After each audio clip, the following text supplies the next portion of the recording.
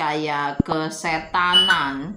Dan pada saat itu, tiba-tiba si Kawus ini ingat pernah melihat wanita tersebut. Ya, di kamar mayat rumah sakit. Mayat yang pernah disetubuhi oleh si Kawus di kamar mayat.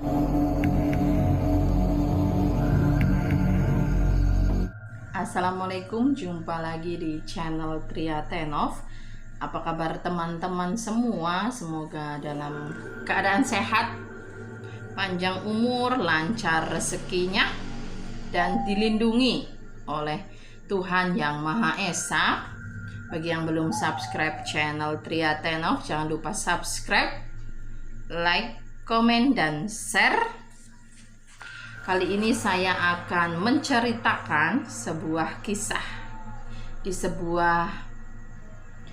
sebuah kota.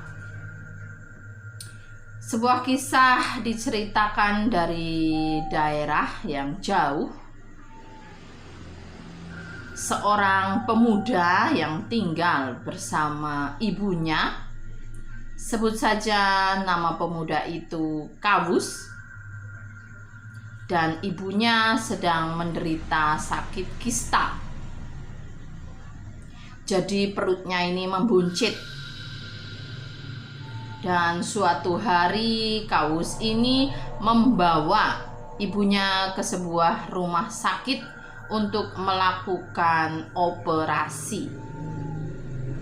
Setelah si Kawus ini menandatangani surat persetujuan dan melihat biayanya yang mencapai puluhan juta rupiah, si Kawus ini mulai berpikir keras untuk mencari biaya operasi ibunya. Sedangkan uang tabungan tidak seberapa, dan si Kawus ini meminjam uang temannya, tapi masih belum cukup. Pada suatu malam, Kawus ini sedang duduk di teras bangsal rumah sakit. Kepalanya pusing memikirkan biaya operasi ibunya. Dan sesaat kemudian si Kawus ini melirik seorang dokter yang baru saja keluar dari sebuah ruangan. Si Kawus ingat betul, ruangan itu tidak lain adalah kamar mayat. Saat dokter melangkah menuju kantor utama, tak disadarinya kunci kamar mayat itu terjatuh.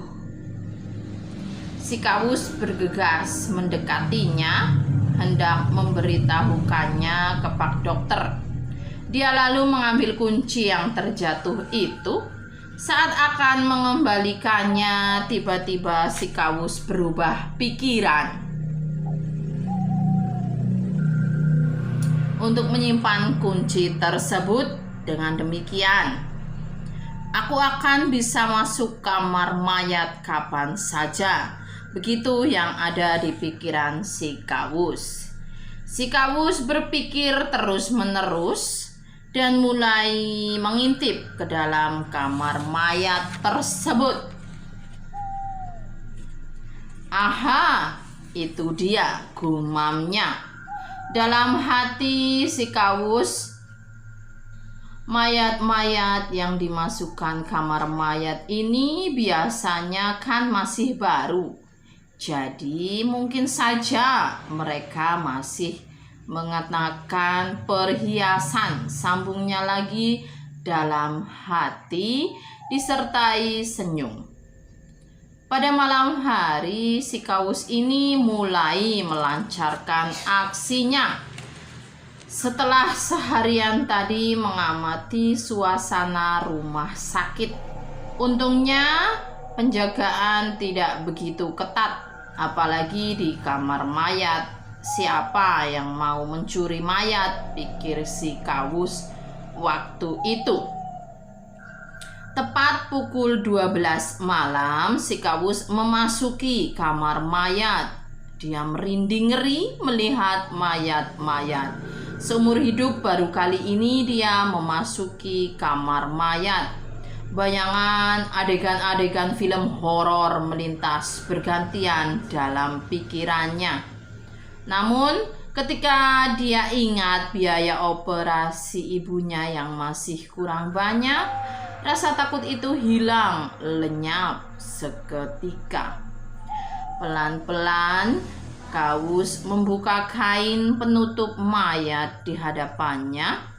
Terlihat senyum lebar di bibir si Kawus. Dia melihat mayat itu masih mengenakan perhiasan lengkap. Tanpa pikir panjang, si Kawus ini segera melucuti perhiasan tersebut dan buru-buru keluar dari kamar mayat. Paginya, Kawus mendengar percakapan para petugas yang ada di kamar mayat itu. Kata para petugas ini, barang berharga dari perhiasan itu hilang. Ucap salah seorang dari mereka. Ini memang gawat, tapi bagaimana lagi, siapa yang mencurinya? Sudah kita bilang saja mayat ke rumah sakit, memang sudah seperti itu, kata seorang dokter. Si Kawus ini merasa bersalah mendengar percakapan itu. Dia lalu bergegas pergi dari tembok kantor, berjalan keluar dan menjual perhiasan yang didapat tadi malam. Sehari berikutnya, Kawus sudah bisa membawa ibunya pulang. Kawus dengan senang hati dia merasa kehidupannya akan kembali normal. Tak terasa operasi ibunya sudah 2 bulan berlalu.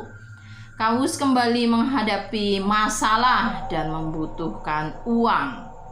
Dia mengalami kecelakaan dan harus mengganti onderdil motor yang ditabraknya. Tabungannya juga masih kurang. Di saat dia kebingungan, tiba-tiba dia ingat kunci kamar mayat yang pernah dia temukan. Langsung terlihat senyum di wajah Kawus ingat hal itu. Semoga saja berhasil harapannya. Ada keraguan dalam hati si Kawus, tapi ketika dia ingat butuh uang, keraguan itu hilang seketika. Hari itu Kawus datang ke rumah sakit. Dia pura-pura membawa oleh-oleh makanan supaya dikira sebagai pengunjung pasien sakit. Padahal dia mengamati suasana rumah sakit. Ketika ada kesempatan, dia mengintip ke kamar mayat dan melihat ada beberapa mayat, dan dia pun tersenyum. Malam harinya si Kawus mulai melancarkan aksinya lagi. Kali ini dia tidak merasa takut mencuri untuk mencuri perhiasan mayat. Si Kawus mendapat perhiasan yang lumayan banyak dari mayat seorang gadis. Namun, ketika hendak pergi, si Kawus ini tergoda dengan kemolekan tubuh gadis yang masih segar. Gairahnya mengalahkan akal sehatnya. Dia lalu menyetubuhi mayat gadis itu. Kawus pulang dengan senyum lebar. Dia seakan tidak percaya dengan apa yang baru saja dilakukannya. Dalam hatinya, biarlah itu kan cuma mayat. Kawus menenangkan dirinya sendiri. Waktu terus berjalan, si Kawus sudah waktunya membina rumah tangga. Pada suatu malam, Kawus berkenalan dengan seorang wanita. Waktu itu si Kawus ini tiba-tiba motornya mogok dan mendorongnya. Dan tiba-tiba ada wanita cantik di sampingnya bertanya, "Bocor ya, Mas?" Kawus membalas dengan senyum. "Enggak, Mbak, cuma mogok." "Mbak, ngapain di sini?" Wanita ini menjawab, "Saya tadi diturunkan paksa oleh pacarku." "Mas, saya boleh jalan bareng ya? Saya takut jalan sendiri malam-malam begini." "Iya," kata Kaus. Si Kaus terus mengingat wajah gadis itu, seperti pernah ketemu, tapi kapan, di mana, ingatannya datang dan pergi. Kaus tak peduli dengan ingatan yang sempat mengganggunya, tapi si wanita cantik tersebut ingin ketemu lagi.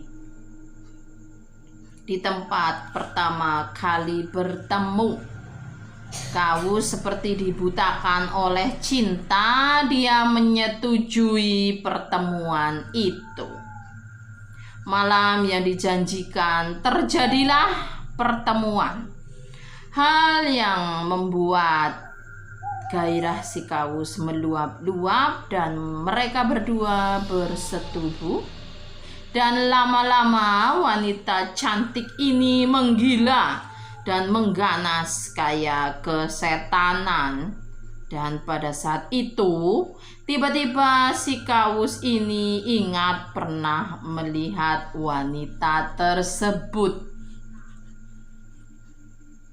Ya, di kamar mayat rumah sakit. Mayat yang pernah disetubuhi oleh si Kaus di kamar mayat. Seketika itu si Kaus tercengang sampai matanya melotot dan ketakutan setengah mati. Dia berusaha melepaskan wanita cantik itu, namun sia-sia. Wanita cantik itu semakin kuat memeluknya sampai si Kaus ini kesulitan bernapas. Dan tiba-tiba sebuah kunci menancap di leher si Kaus. Ternyata kunci itu adalah kunci kamar mayat dari sebuah rumah sakit. Dan si Kaus pun akhirnya meninggal di tempat. Begitulah akhir cerita kunci kamar mayat. Semoga kita semua bisa mengambil hikmah dari cerita di atas, cerita tersebut, hikmah dan pelajarannya. Terima kasih telah menyaksikan channel Triateno. Jangan lupa subscribe, like, komen, dan share. Salam misteri dua dunia. Wassalamualaikum warahmatullahi wabarakatuh. Sampai jumpa di video